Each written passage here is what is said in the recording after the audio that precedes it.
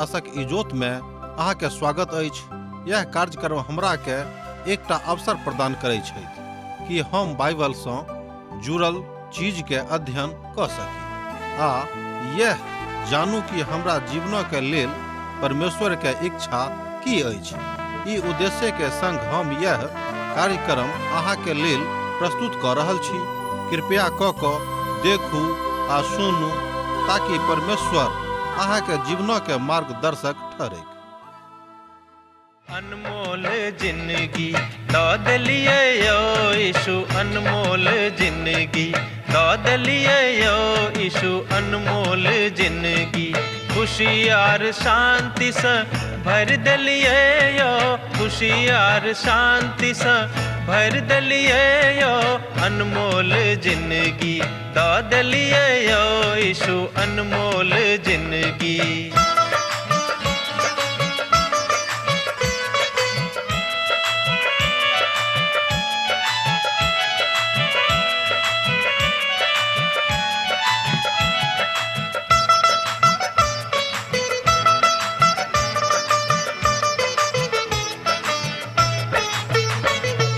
पाप आर दुख से व्याकुल छलो जखन, पाप आर दुख से व्याकुल छलो जखन, मृत्यु के आस में जीव छलो जखन, मृत्यु के आस में जीव छलो जखन, हमरा बदला में बलि भ गेलो यो, अनमोल जिंदगी दौद लिए यो यीशु, अनमोल जिंदगी।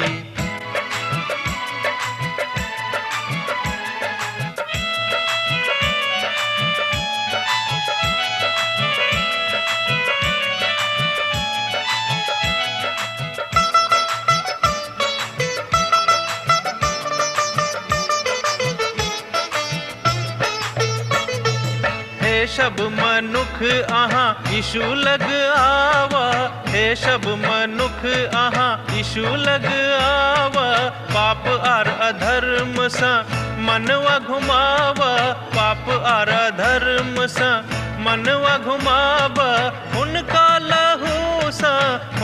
लहू से शुद्ध आहाँ भ जाए, अनमोल जिंदगी दौद लिए यो यीशु, अनमोल जिंदगी।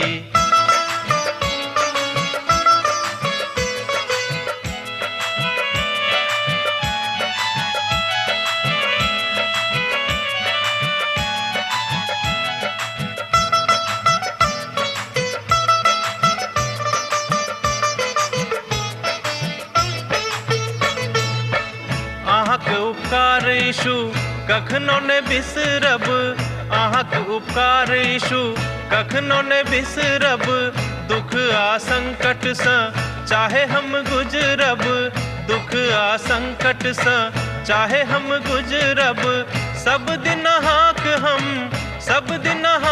हम भजन करब यो, अनमोल जिंदगी दौद लिए यो यीशु, अनमोल जिंदगी। आशा के इजोत मैथिली कार्यक्रम में हम एक बेर और अहाँ के अभिनंदन प्रभु यीशु मसीह के मीठ आ पवित्र नाम से कह रहल छी। अहाँ के मालूम हैत कि हमरा सब अखन याकूब के पोथी के अध्ययन कर रहलो हैं। आजुक दिन हमरा सब ए पोथी के 1 अध्याय के 15 पद से ल क 19 पद धरि देखब। मनुष्य जाति के प्रजाति में ई बतावल गेल अछि जे सब केओ प्रलोभन में पड़ जाइत छथि, सब केओ जेना कि के सब आदमी का अंगुरी के किसान फरक पावल जाय छेन। समस्त लोगों का अलग अलग नैतिक सुझाव भेटे छेन, सब लोगों का अलग अलग मत छेन, सब लोगों के पहचान अलग अलग छेन। एहि द्वारे मनुख कतो ने कतो कोनो ने कोनो प्रकारे प्रलोभन में पड़ जाय छथि। एक गोटे गप कह रहल छलाह जे सब केओ तो प्रलोभन में पड़ जायत, मुदा हम कहियो नहीं पड़ब। ई घमंड नहीं करबाक चाही।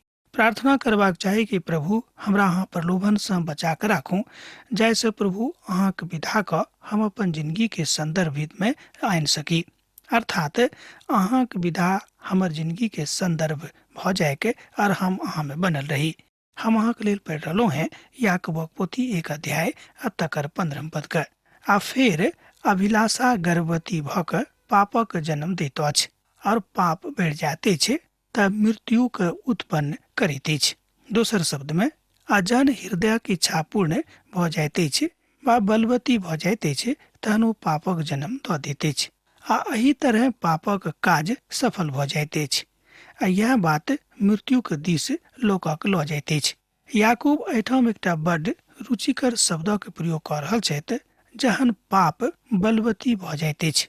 एतद जहन कोनो इच्छा बलवती भ जाइत तहन ओ अहाँक पापक दिस लऽ जाइत, कियाक तऽ वास्तविक शब्द यह थिक। अर्थात जहन पाप गर्भधारणक रूप में मनुखक जिंदगी में आबि जाइत अछि तहन ई दशा एहि बातक दिस इशारा करैत अछि। एहिठाम आशय अछि जे लोक सब एक ठाम से दोसर ठाम से तेसर ठाम अपन जुगाड़ करे में लागल रहैत छथि आ हुनक स्वभाव बहुत बेसी लोभित भ जाइत छनि, अर्थात लोभ में पड़ि जाइत छथि। एहि बातक लऽ कऽ कहल जा सकैत छै कि शैतान ततेक जोर गति सँ काज कऽ रहल छथि, ततेक तीव्र गति सँ काज कऽ रहल छथि कि समस्त मनुष्य जाति के अपन अधीनता में अनबा में लगभग सफल भऽ गेल छथि। ई अभिव्यक्ति हमर नहि छल, ई अभिव्यक्ति प्रभु के एकटा महान दासक रहन जे दुनिया में बहुत नाम कमौने रहथि। दुनिया में जतेक लोग छथि हुनका सभक आह्वान कऽ रहल छथि कि हमर भाई बहन, अहाँ एहि धरती पर कतौ कियाक नहि रहि रहलहुँ हैं, अहाँ पिताक संतान छी और अहाँक अपन पिताक जकाँ काज करबाक अछि, लोभ लालच में नहि पड़बाक अछि। हमरा सभक लग में आबि कऽ जे लालच आबैत अछि से एकटा दोसर रूप में आबैत अछि आ प्रभुक लोक लालच में सेहो बहुत बेर आबि जाइत छथि। प्रभु यीशु मसीह कहै छथि आगाँ कि अहाँ लोभ आ लालच में नहीं पड़ब। अब जो अहाँ अपन भाई सँ तमसायल छी तहन अहाँ खून कऽ दैत छी आ यह बात हृदय में आबैत अछि आ ओ बात काज रूप धारण कऽ लैत अछि आ ई सेहो घटना घटैत अछि। दोसर गप में जहन अहाँक हृदय में अपन भाई के प्रति बहुत बेसी तामस उत्पन्न भ जाइत अछि तहन अहाँ हुनका खून कऽ दैत छियनि आ ई काज रूप धारण कऽ लैत अछि। कालांतर में अहाँ पछताबैत छी हम की कयलहुँ हैं, हम तऽ अपने सोनित के दुख दऽ देलहुँ। आ जहन अहाँ कोनो स्त्री के ऊपर कामेच्छा सँ देखै छी तऽ ई बात अहाँक अंदर में पाप उत्पन्न कऽ दैत अछि आ कहियो कहियो ई पाप ततेक बलवती भऽ जाइत अछि जहन अहाँ ओ कहियो ओ स्त्री के असगरे देखै छियनि तऽ चाहै छी हुनका धरि कऽ हम दबोच दियै। ई बात अर्थात ई बलवती इच्छा मनुष्य के पापक दिस लऽ जाइत अछि। एही तरह मान लियो कोनो युवती के एहन इच्छा रहै छनि कि अमुक लड़का सँ हम संबंध बनाबी आ जहन यह पाप हुनका हृदय में बहुत बेसी बलवती भऽ जाइत छनि आ जहन कहियो हुनका असगरे में मौका भेटैत छनि हुनका से भेंट करबाक लेल तऽ ओ चाहैत छथि हुनका धऽ कऽ दबा दियनि। यह बात कहल गेल अछि ठाम कि प्रायोजित रूप में कोनो बातक जे पाप थिक अपन जिंदगी में प्रायोजित नहीं करियौ, मुदा पापक परीक्षण में अहाँक उभरि कऽ सन्मुख में अयबाक अछि, अर्थात अहाँक पास करबाक अछि। ई तऽ पाप भेल, ई पाप अछि, ई पाप रहत, कियाक तऽ मनुष्य बलवती इच्छा के कारणे पाप करैत छथि।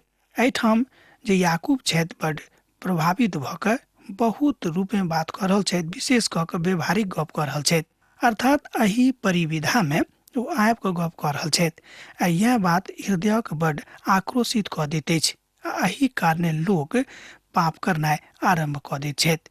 हमरा लोकनि बहुत पैघ पैघ संतक विषय में सेहो सुनलहुँ है कि जहन हुनको मन आक्रोशित भऽ गेल रहनि तहन हुनका जिंदगी से विनम्रता चलि गेलनि आर ओ पाप करनाइ आरंभ कऽ देलथि, अर्थात ओ पापी बनि गेलाह। पाप एही बाह्य संसारक प्रतीकात्मक स्वरूप में आबैत अछि जे मनुखक विधात्मक कऽ दैत अछि। लोभ स्वयं में पाप नहि अछि से नहि, लोभ सेहो पाप अछि आ लोभ पाप में परिणत भऽ जाइत अछि। हमरा सभक लग में, हमरा सभक अंतर में अपन अपन मान्यता अछि और अपन अपन तर्क अछि कि लोभ पाप नहीं थिक। बहुत सांसारिक विद्वान एहि बातक कहैत छथि कि लोभ पाप नहीं अछि। बहुत केओ कहता जे स्वार्थ सेहो पाप नहीं अछि। हुनक अपन अपन तर्क छनि, अपन अपन तर्क देबा के विधा छनि, मुदा पवित्र पोथी बाइबिल कहैत अछि कि लोभ पाप अछि, कियाक तऽ लोभ जहन बलवती भऽ जायत तहन अहाँ से पाप करा देत आ जहन अहाँक इच्छा सेहो बलवती भऽ जायत तहन ई बात सेहो अहाँ से पाप करा देत। एही प्रतिपक्ष में लोग आबि कऽ बहुत तरहक तांडव करनाइ आरंभ कऽ दैत छथि आ लोकक जीनाइ हराम कऽ दैत अछि। हमरा लोकनि एहि बातक पवित्र पोथी में देखै छी, एठाम याकूब बाजि रहल छथि कि अपन इच्छा जे बलवती भऽ रहल अछि पापक दिस, तकरा लेल प्रभु से प्रार्थना करियौ। ओ महासंयमी छथि, ओ अहाँक संयमी कऽ देताह और अहाँ संयमित भऽ कऽ रहबै और प्रभु के प्रेम अहाँके हृदय में बढ़त और तहन अहाँ से पाप नहीं हैत। यूहन्ना रचित सुसमाचार तकर 14 अध्याय तकर 30 पद में एहि तरह बाजल गेल अछि, हम अब अहाँक संगे और कथा नहीं करब, कियाक तऽ एहि संसारक सरदार आबैत अछि, हमरा ऊपर हुनक कोनो अधिकार नहीं छनि।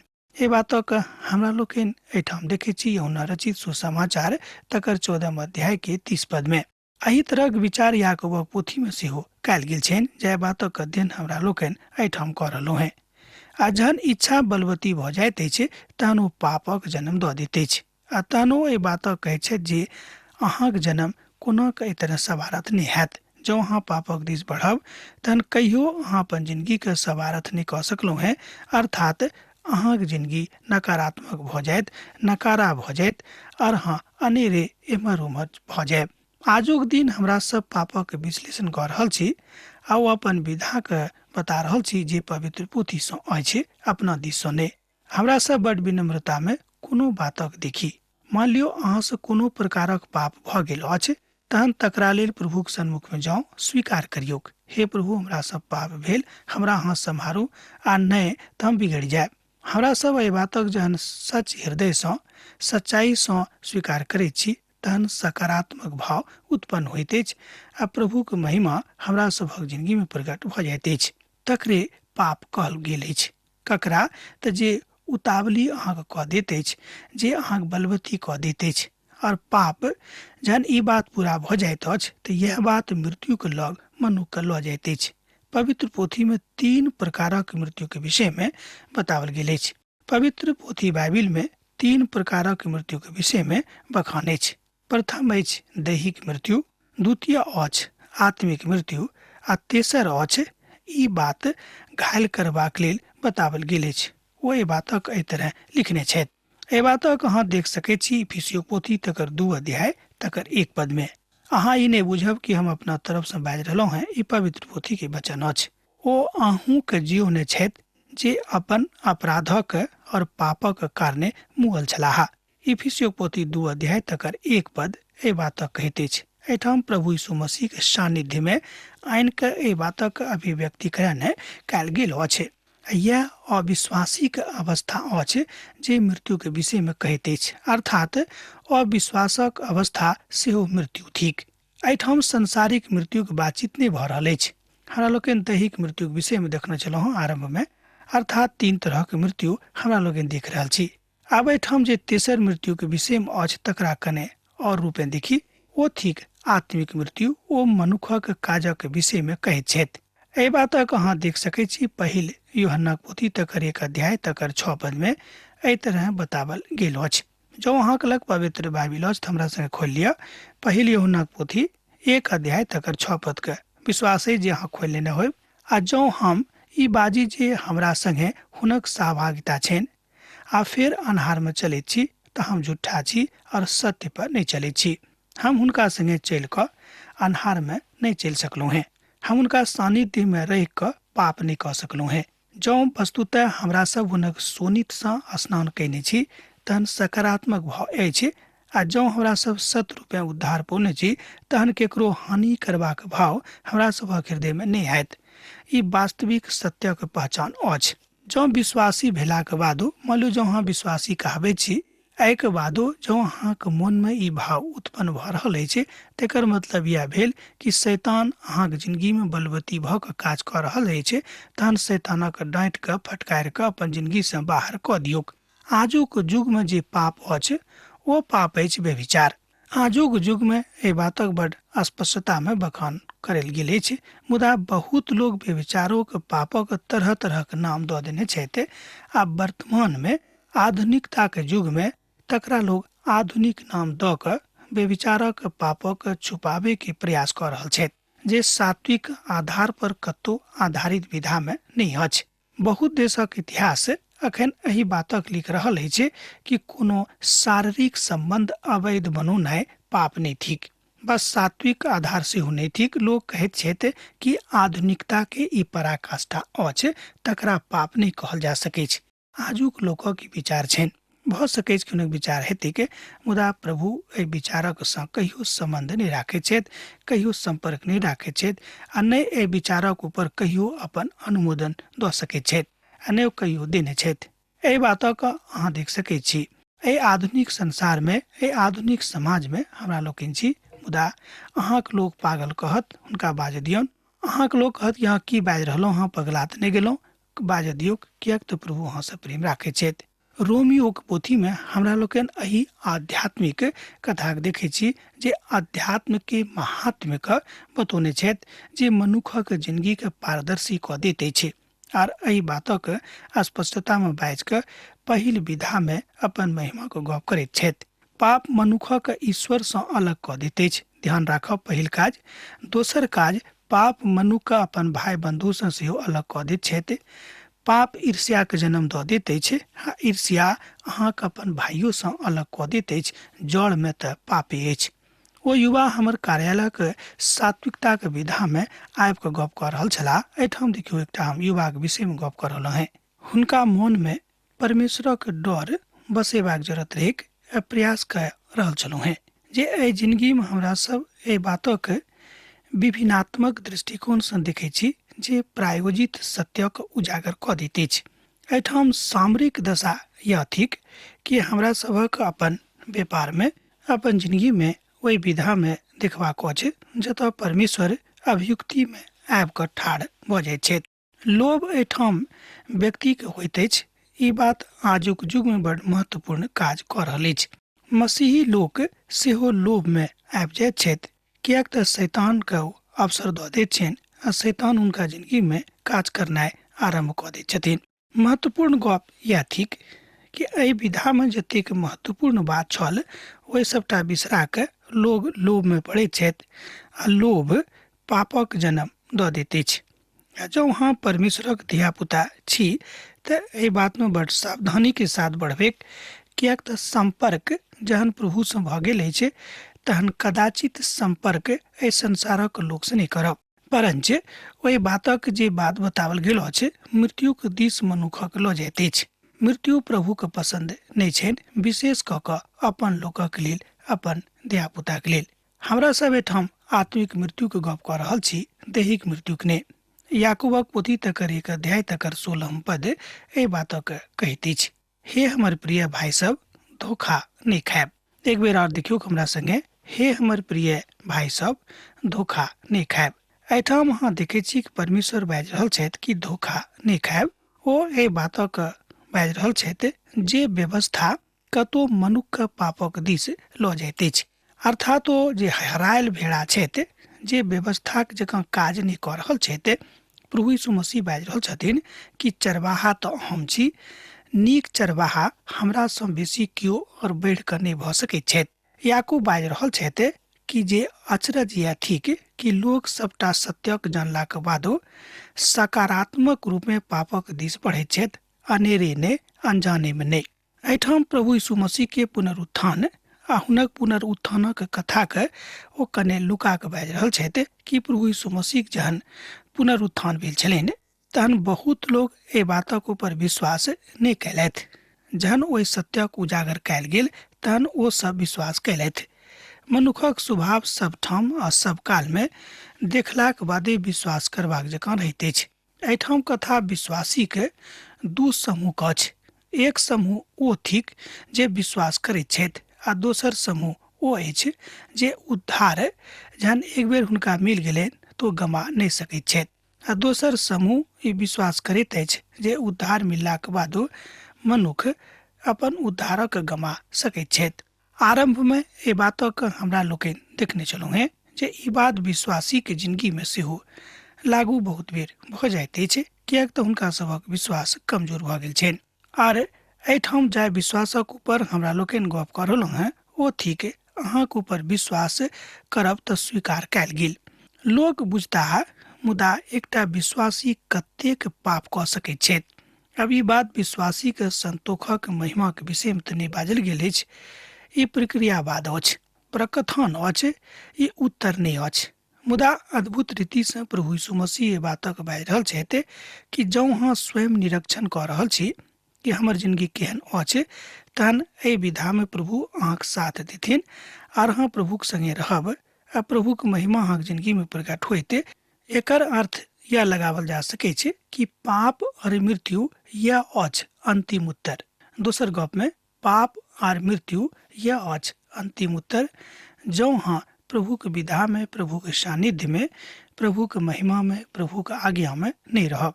याकूबक पोथी 1 अध्याय तकर 17 पद एहि बातक एहि तरह कहैत अछि, कियाक तऽ प्रत्येक नीक वरदान आर प्रत्येक नीक वरदान ऊपरे सँ अछि और इजोतक पिताक दिस सँ भेटैत अछि, जिनका में नहि तऽ कोनो परिवर्तन भऽ सकैछ और नहि बदला कयल जा सकै छै आ नहि बादलक कारणे ओहि बातक ऊपर छाया में पड़ैत अछि।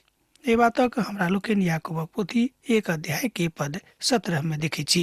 एहिठाम बताओल गेल अछि कि जँ हाँ चनरमा के एक हिस्सा कार अछि आ दोसर भाग में इजोत अछि, मुदा प्रभु में किछ कोनो बातक कार वा गोर नहीं अछि, मुदा सब ठाम इजोते इजोत छनि। हमरा सब में किछ एहन नहीं अछि जे छाया भऽ कऽ आबैत। जँ प्रभु यीशु मसीह अहाँक जिंदगी में छथि, अहाँक जिंदगी के कर्णधार छथि, अहाँ बा हम एहि बातक देखै छी जे एहि में एहि कथा के बताओल गेल अछि जे जहन सिकंदर महान संसारक जीत के यूनान अयलाह आर ओ अपन पुरान शिक्षकक ऊपर देखबाक लेल गेलाह, ओ छलाह अरस्तु। हमरा लोकनि जानै छी आ ओ अपन बातक अपन पुरान शिक्षकक बता रहल छलाह।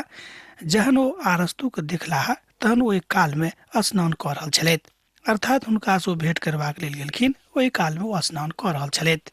सिकंदर दरवाजा के बीच में ठाढ़ भऽ कऽ अरस्तु सँ बजलाह, की भऽ गेल छल?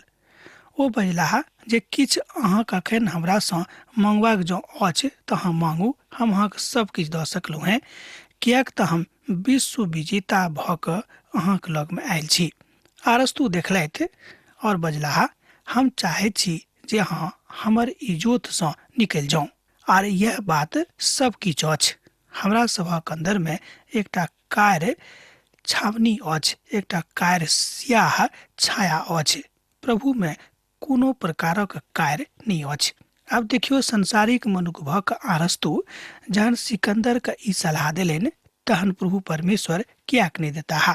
अब एहिठाम सवाल उठि रहल अछि कि किनका में कार्य नहीं छनि। बड़ स्पष्ट उत्तर अछि कि प्रभु यीशु मसीह में कोनो तरह के कार्य दाग नहीं छनि, कोनो तरह के दाग हुनका में लागल नहीं छनि। ओ एकदम पवित्र पवित्र पवित्र छथि। ओ बदलैत नहीं छथि, जेनाकि शैतानक व्यवस्था बदलैत रहैत छनि। मुदा परमेश्वर कहियो नहीं बदलऽ वाला व्यवस्था के साथ चलैत छथि। अपन इच्छा ओ सर्वदा पूरा करैत छथि। हुनक इच्छा के केओ रोकि नहीं सकैछ, बा केओ हुनक इच्छा पूरा करऽ सँ हुनका बीच में व्यवधान उत्पन्न नहीं कऽ सकैछ। घुरि घुरि कऽ आबि जाइत छथि। प्रत्येक नीक बात आ प्रत्येक नीक वरदान प्रभु के दिस सँ आबैत अछि आ हुनके दिस सँ भेटैत अछि। यह ध्यान रखबाक अछि कि जतेक नीक बात प्रभु सँ अहाँक भेटबाक अछि, ओ सबटा बात अहाँक भेटत। मुदा एकटा शर्त अछि कि प्रभुक संगे बनल रहू। ओ अहाँ सँ किछु नहीं मांगि रहल छथि। जेनाकि हमरा लोकनि भविष्यक आशा राखि कऽ बीमा कंपनी में किछु ने किछु जमा करैत रहैत छी, ओही तरह हमरा सबक भविष्यक आशा राखि कऽ प्रभु यीशु मसीह संगे लगातार क्रमबद्ध रूप में प्रार्थना में रहबाक अछि। ओ अपन महिमा के प्रकट अहाँक जिंदगी में करैत रहता, जे मनुष्य के अपन आराधना के हेतु तैयार केने रहैत, अर्थात बनौने रहैत। ओ अपने इच्छा सँ अपन सत्ताक वचनक द्वारा उत्पन्न कैलाह, जाहि सँ हम हुनक सृष्टि कैल वस्तु में सँ एक प्रकारक प्रथम फल रही। याकूबक पोथी 1 अध्याय तकर 18 पद एहि बातक कहैत अछि। ई पद नव जन्मक कथा के विषय में कहैत अछि। ओ हमरा सभक कतेक प्रेम करैत छथि, एहि बात सँ बुझल जा सकैछ।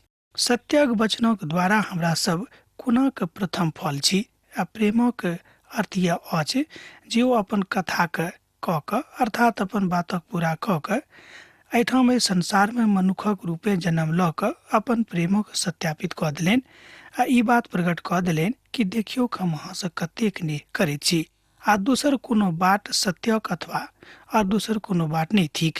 प्रभु यीशु मसीह मनुख जातिक उद्धारकर्ता थिकाह यह बतावल गेल अछि। एहि तरह हमरा लोकनि देखै छी कि सत्य उजागर भऽ कऽ मनुखक समझाबैत अछि।